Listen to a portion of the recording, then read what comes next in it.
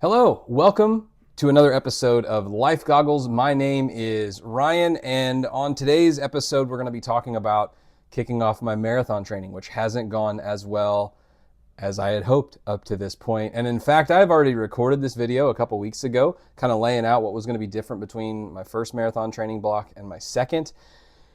And things have not taken place like I hoped they would take place. I will fill you in more on that as we go. If you're new here, if you're not aware, I'm training for the Flying Pig Marathon in Cincinnati. The first marathon I ever ran was back in October of 2023, the Indy Monumental, and it was a great time. It was a great race. I ended up running about 4 hours and 34 minutes, which was kind of in the neck of the woods of my best. Going in, I thought 4.5 hours would be like the perfect day. So to miss that, I don't even consider it missing, but to be off of that by about 4 minutes was incredible. So I don't necessarily have super high expectations for Flying Pig just because I know it's hilly and compared to that, but I still want to set a goal. So my time going into this, I'm hoping to hit 4 hours and 20 minutes, but it's not going to be one of those things where I'm going to be disappointed. I'm not necessarily aiming for something. It's more that I just want to conquer the marathon distance a second time around. So heading into this training block compared to Indy, a little bit of background leading up to my full marathon in Indy was I ran a half marathon, I think 5 or 6 different times. And I finally convinced myself that I was ready to try a marathon. And most of the races that I had done in the past, I had always used a Hal Higdon plan, whether that was the intermediate or the advanced plans or whatever distance I was. Hal Higdon was my go-to, and so I used the Hal Higdon Advanced 1 plan, I believe, if I remember correctly, for Indy, and I really liked it. I will detail some of the things I liked about it and some of the things that I'm interested to try this second time. But this time around, I'm going to be using my Garmin and the training plan that it lays out for me for Flying Pig, and it's a change. There's some things I like about this approach. There's some things I don't like about it. Again, I'll dive into that as we go.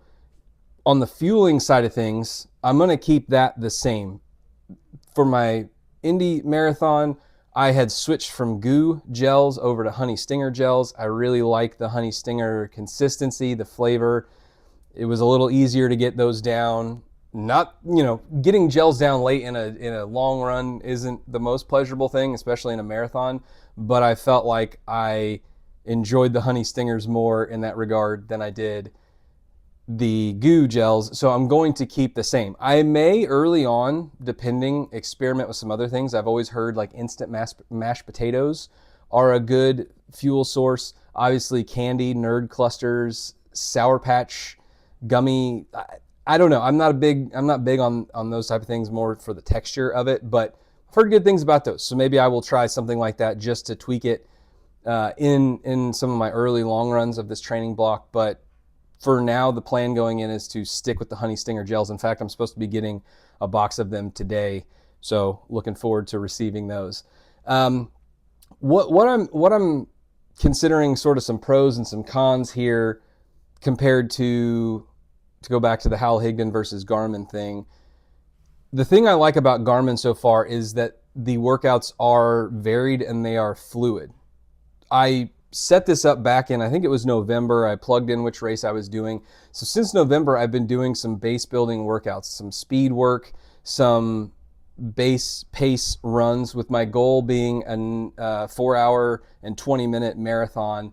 A lot of my base pace runs have been around the 9-minute 55-second mark per mile.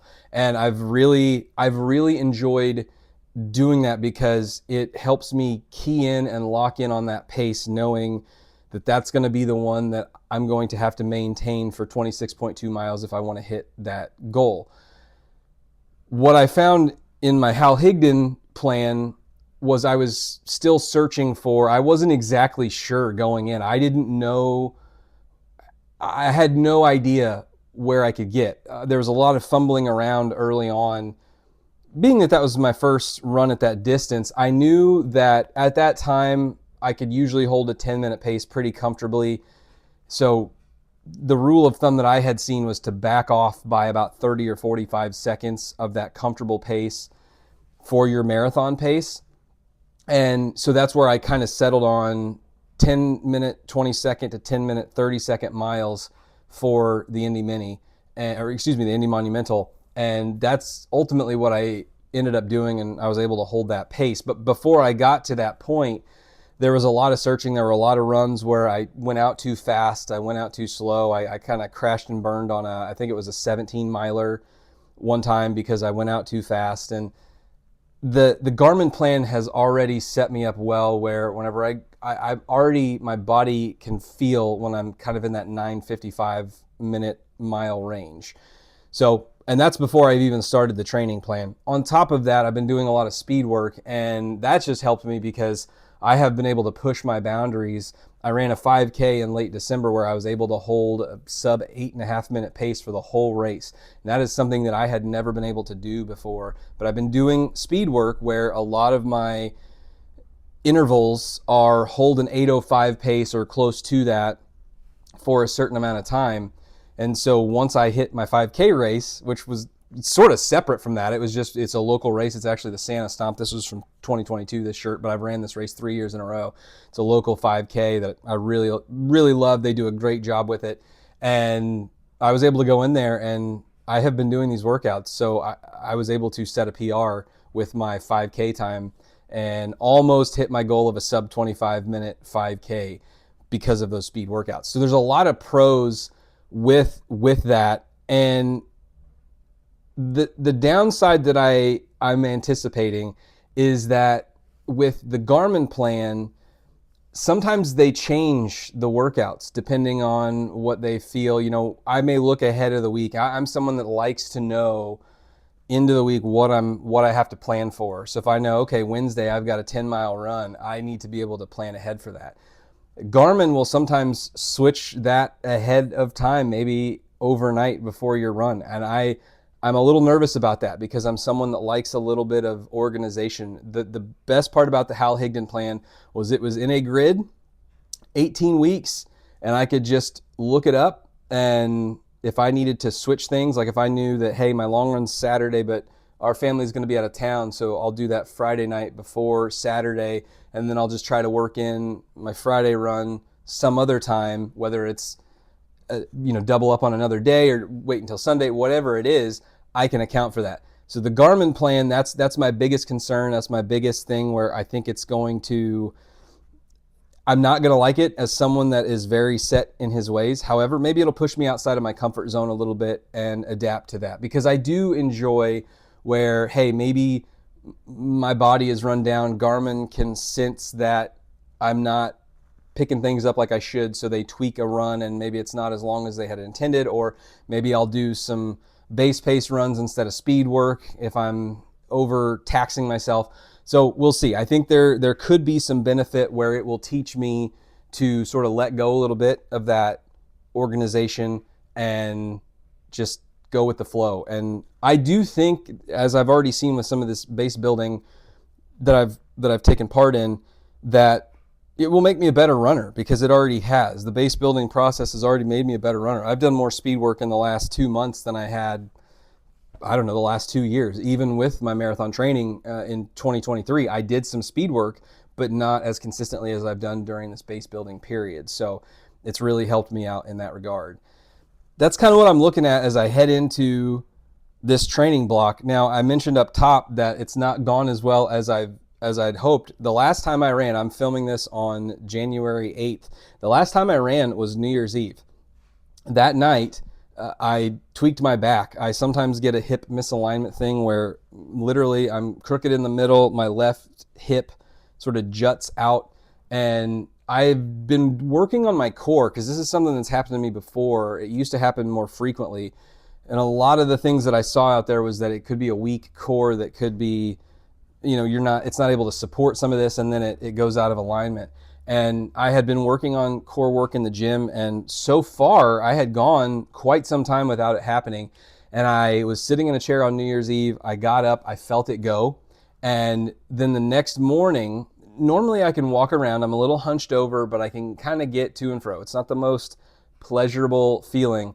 But I took our dog out on New Year's Day morning, and as we were coming back in, I felt a shooting pain in my back, like my back was on fire. I had never felt this before. Like I said, there's discomfort and soreness, but this was like I almost collapsed on the ground in our driveway. I did all I could to get into the garage, shut the garage door, open the door to the house, shut it, let the dog go, and then I collapsed on the floor. I literally could not move on the floor for 45 minutes. It hurt so bad. My wife was still asleep. It was in the early morning hours.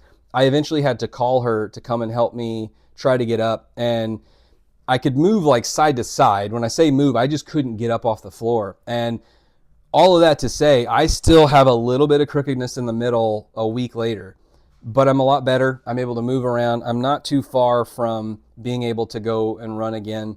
But the point is, I was supposed to start marathon training a couple days ago. On top of that, we also got about 9 inches of snow over the weekend. So our sidewalks are completely packed of snow. Not that I couldn't get to the roads and run on the roads. I will for sure. But those first couple of days, even if I was healthy, the weather was so poor here that I probably wouldn't have been able to run anyway. Am I concerned?